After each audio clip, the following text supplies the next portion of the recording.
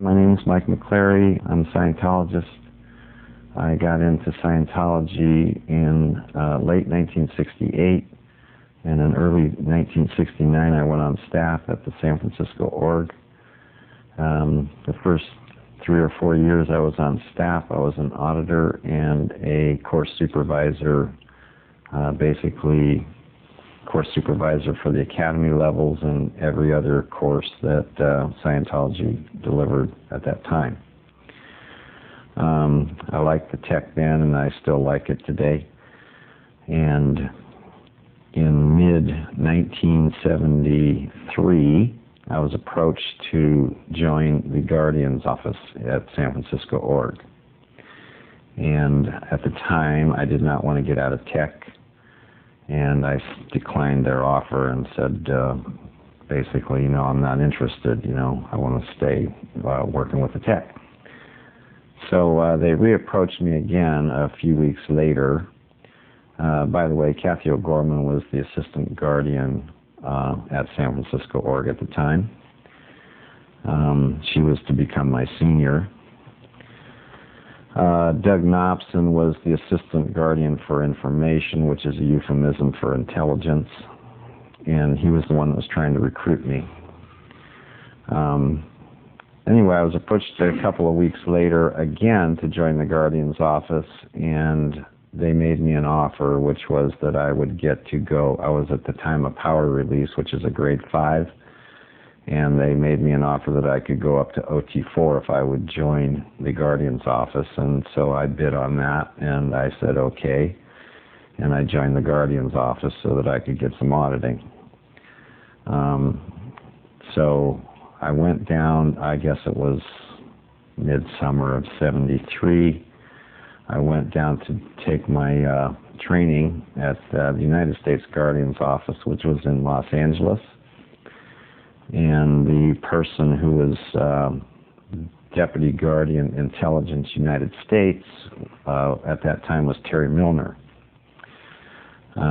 Dick Wiegand was one of his juniors. I'm not sure what post he was holding at the time. And Greg, don't remember his last name off the top of my head, Willardson. Greg Willardson was also working with him. And they were over the course students, overseeing the training of the course students. It took me 6 months to finish my hatting in the Guardian's office. I read all the various materials that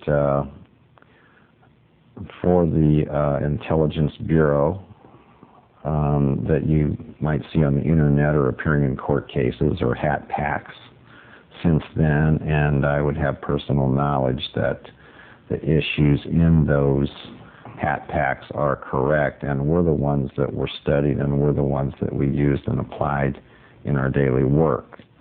I'll talk about some of those in detail and give you some examples of what I did to apply those issues. My understanding was that the issues were primarily from LRH. Some of the issues had nobody's name on it, but just by the way they were written, I assumed they were from LRH. Some of them were from Mary Sue Hubbard. Some of them might have been from the Guardian, who was Jane Kember. But some of them didn't have Jane Kember's name or Mary Sue Hubbard's name on them. And I think that LRH wrote them. The two specific ones that I'm talking about, they weren't under any kind of a normal issue like a policy letter or a guardian order or a ED or anything, right? It was just typing on a piece of paper. Mm-hmm. One was called Intelligence, Its Role, mm-hmm. and the other one was, I don't even know that it had a name, but it told us how to do black intelligence operations, this particular piece of paper. And like I said, there was no author for those two things. Although my understanding, impression, and so forth was that they were written by LRH because of the style of them. I've read a lot of his stuff. I know how he talks, I know how he writes, And I couldn't imagine anybody else have written them except him because of the style of how they were written.